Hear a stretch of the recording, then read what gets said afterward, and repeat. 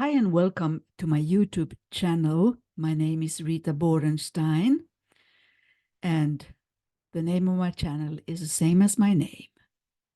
I have chosen the theme Passion for the Soul. Here I record videos about my work as Life Between Life hypnotherapist here in Sweden since 11 years back, and I also interview guests. Some of my videos are in Swedish and some are in English.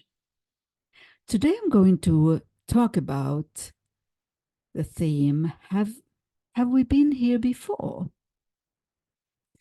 And some call it past life, and past life is something I also am deeply familiar with in my work as Life Between Life facilitator here in Sweden. I have recalled several past lives of my own, and also facilitated lots and lots of sessions with clients who also remembered their past lives. Past life is included in a Life Between Life hypnotherapy session based on the method created by Dr. Michael Newton back in the days. I'm a member of the Michael Newton Institute, and we're about 200 members, and I'm still the only member here in Sweden since I certified in 2013. So I had time to facilitate a lot of sessions here in Sweden, basically in Swedish, and also have written 3 books about my work as Life Between Life facilitator, sharing my experience. 2 of them are in English. The first one is called To Soul Home and Back, and the second one, My Soul is a Diamond, Let My True Light Shine. In Swedish, I've written a third one about my experience as well. It's if you translate it to English, it's called Cleansing Bath for the Soul. And I'm not sure yet if I will translate it to English. We'll see. So, past life, based on my own experience and also doing a lot of these sessions with clients, it seems that we experience something we could call an eternal life as a soul, and we incarnate once in a while. It's like changing costumes in a role play or a film. And I remember at least 10, I don't know exactly 10, but many past lives. Some of them I have forgotten, but some of them I also have written about in my books. Remembering a past life is easier, as far as I know, when one is deeply regressed into a hypnotic state. It can also be a spontaneous experience just by a so-called déjà vu experience. It means earlier seen in French, déjà vu, or earlier seen. And maybe also you who listen have experienced meeting someone who from the start feels very familiar. It could be in a pleasant way and an unpleasant way. It could be only, what we call personal chemistry, but it could also be based on past life experience, having encountered that person or that soul, we can call it then, before in another life, in another circumstance. It could also happen that you remember a past life in a dream, or spontaneously just by meeting someone, as I said before, or going to a certain place where you just feel so familiar. This I've heard from many clients over the years, and experienced myself too, that feeling extremely at home in certain places and also with certain people. And we naturally call it, I feel so at home with you.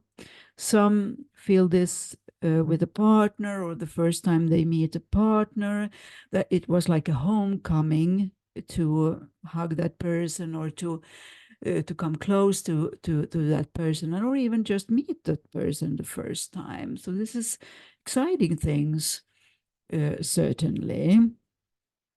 So what is actually a past life memory, and what is an authentic past life memory?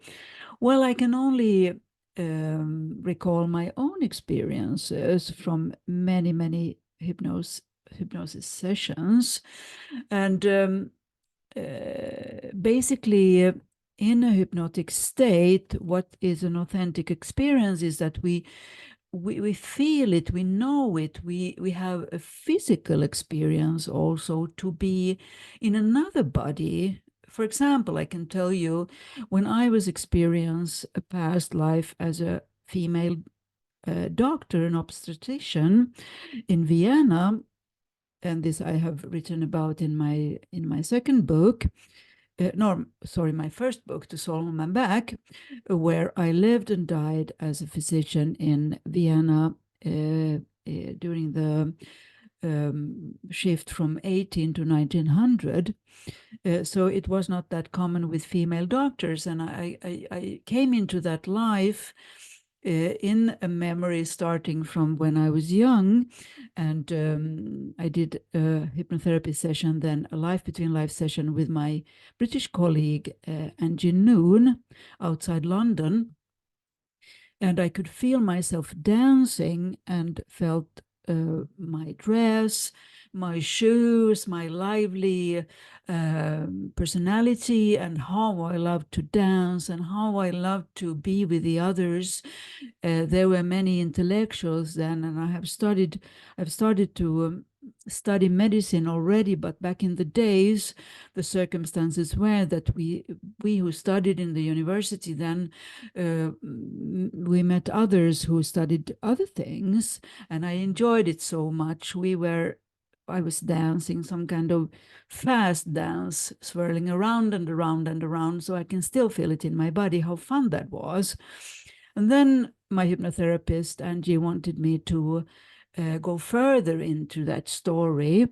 And I then became older all of a sudden, and I felt I was working in some kind of circumstance where I was delivering babies. And she asked me all the time many questions, as I was deeply regressed and being so deeply in touch with that life. So I could feel then I was older. I was not that into dancing anymore. I was what we would call these days a workaholic.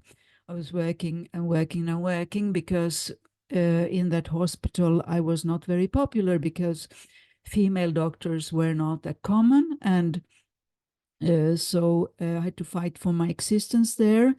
And also it was a time where a lot of women died in childbirth because of bacteria and viruses were not that known. They were not known at all.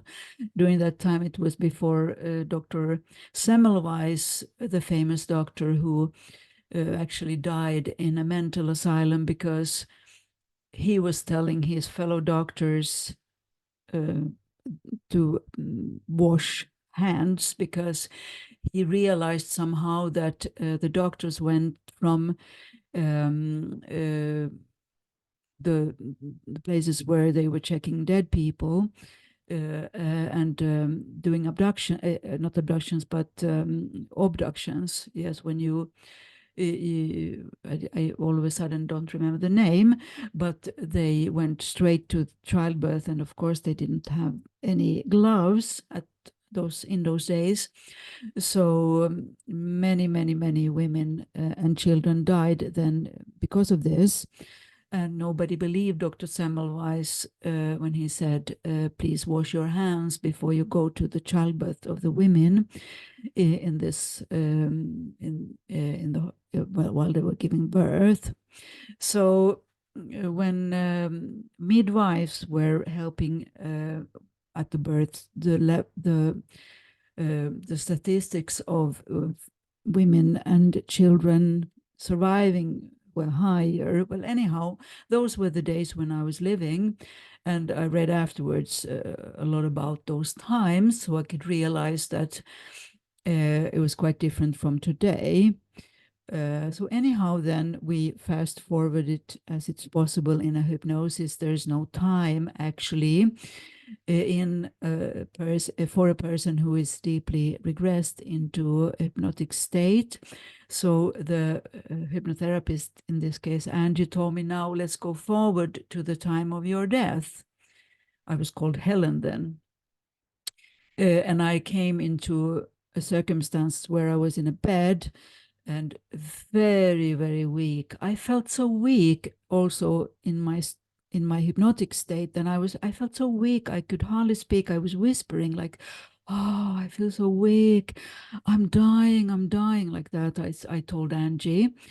And it sounds pretty scary, but it wasn't scary at the time, and most often is not for clients who experience their own death and also disease or accidents in a past life, because for a person who is in a deep hypnosis, it is obvious that one is also relaxing in the sofa or at the couch of the hypnotherapist, so the brain can hold many truths at the same time, you see. But being deeply regressed as I was then with Angie, I was all in the moment and felt at my last day and my last moment in that life as a Helen had come. I was in the hospital where I'd lived all my life, and I felt there was something with my lungs, so because it was difficult to breathe. And then Angie told me, you can let go if you want. You have died many times, and now your body's worn out, and so on. But I didn't want to let go and die. I felt it so clearly because I was not sure whether someone would do my job at the hospital. So it took some time for Angie to help me heal in that moment, and then finally to let go. And then I could feel clearly, as I've done in many, many Life Between Lives sessions I've done myself, and also facilitated for clients, that I kind of rose from my very, very worn out, tired body at the hospital bed, very, very sick.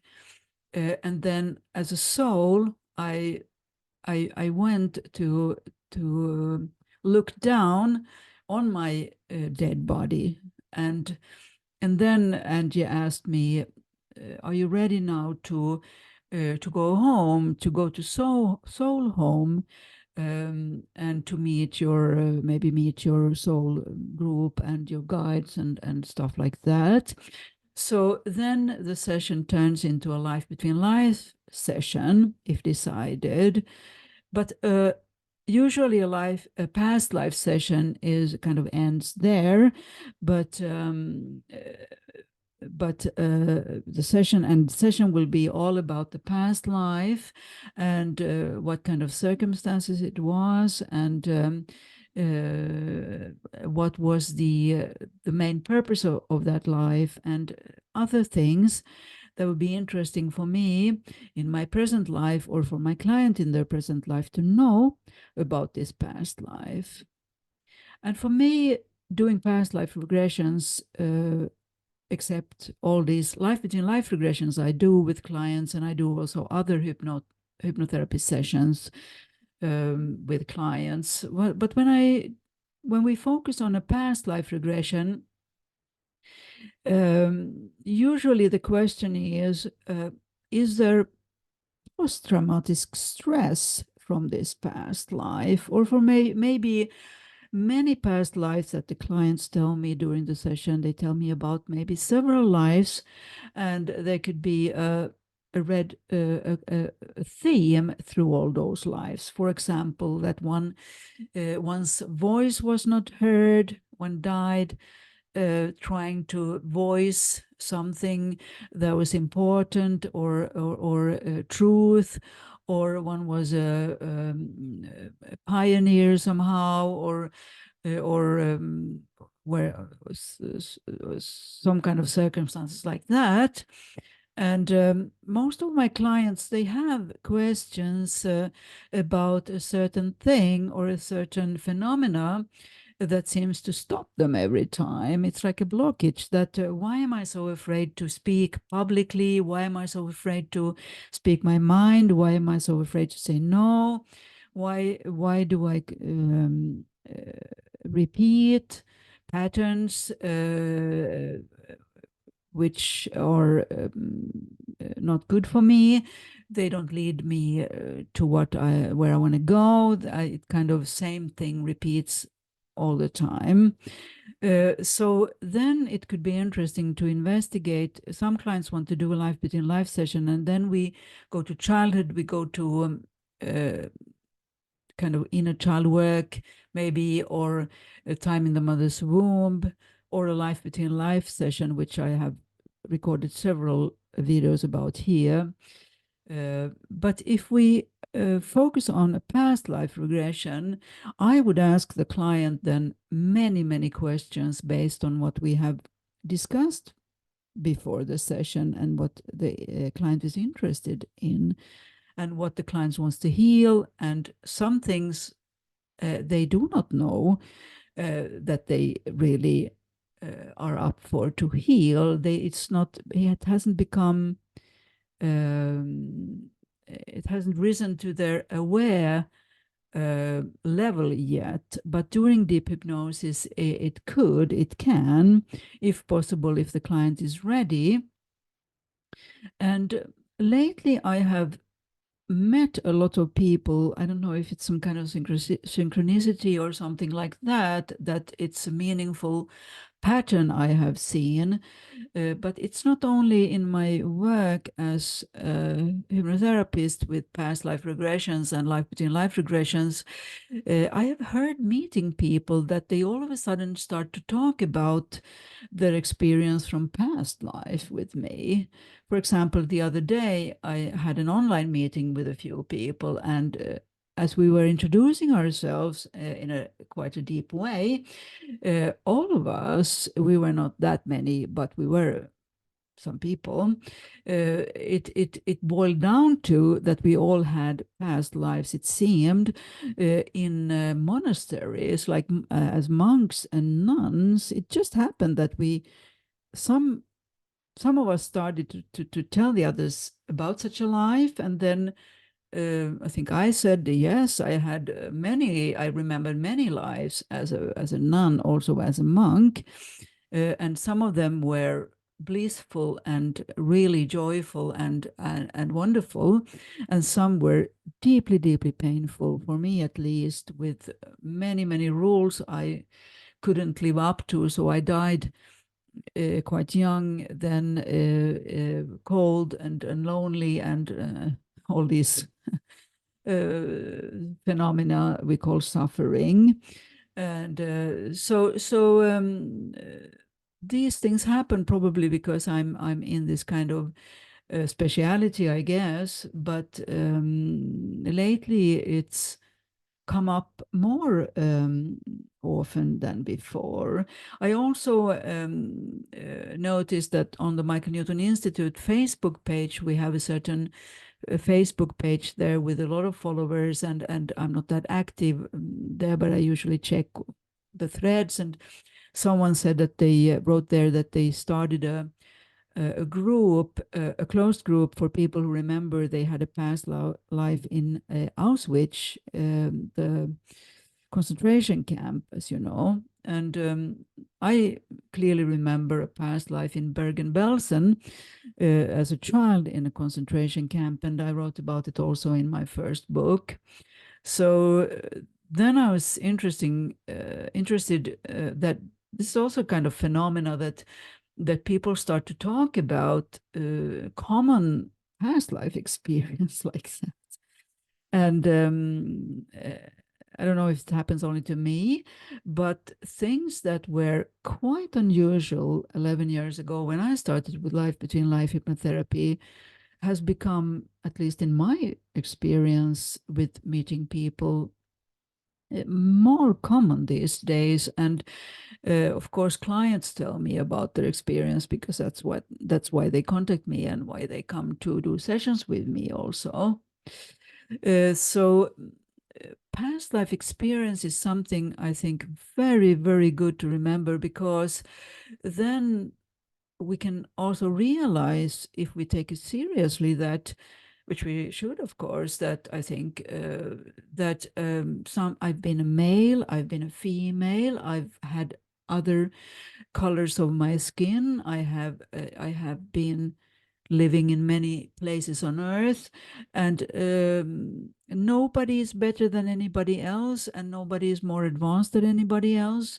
We just have so many different experiences back in the days, and in this incarnation, I at least feel that I can heal, or I want to heal, many of these very, very traumatic past life memories I had from being stopped when I was carrying a kind of energy that was forbidden in those days, and speaking my truth, and believing in love and understanding, and all these things have not been that popular, and is still not popular.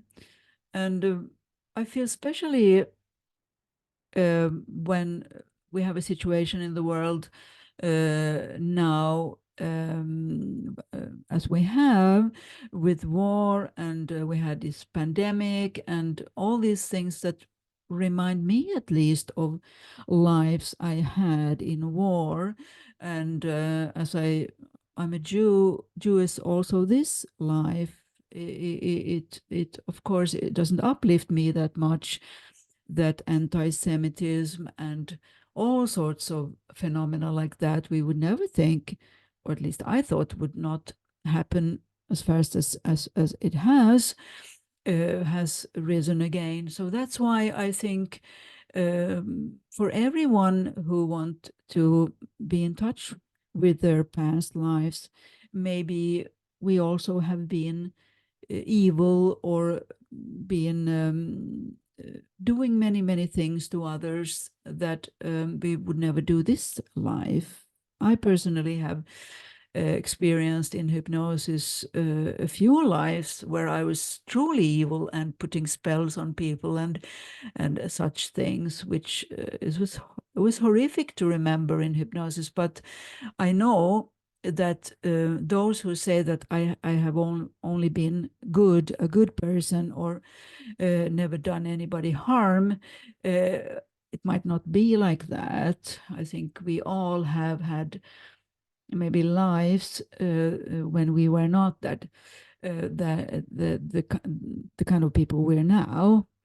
So this has widened my perspective, to not to judge maybe too much, but to bring things back to myself and ask myself, how would I react if someone would threaten me, my children, grandchildren, and stuff like that. So it's easy to be smart if one is not threatened oneself. Okay, so if you want to do a past life regression, I usually invite people for a 3-hour research, and nevertheless, because I think 3 hours is the shortest session I can offer in order to invite my client into a safe and thorough experience.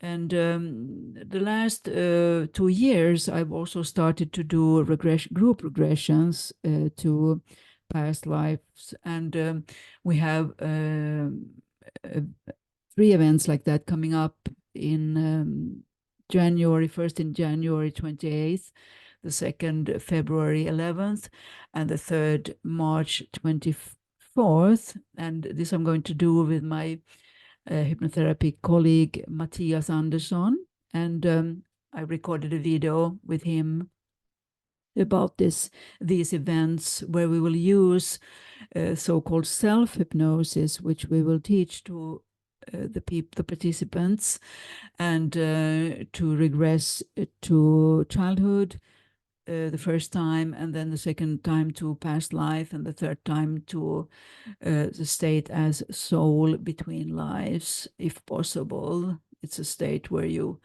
when you are not incarnated, but in touch with your soul exclusively. So we will tell you more about it if you want to attend these events, please write me an email and you will have more information about it from me. But some people want to do a private session, which is nice because then you can go deeper, of course, than in a group most often. Okay, so thank you for listening. And if you want to know more about past life regression and life between life hypnotherapy, I have several videos on my channel, so you can watch. And you can also contact me, of course, with email or call me. I will put the link below to my website and to my email. Okay, so thank you for listening again and take care. Bye-bye.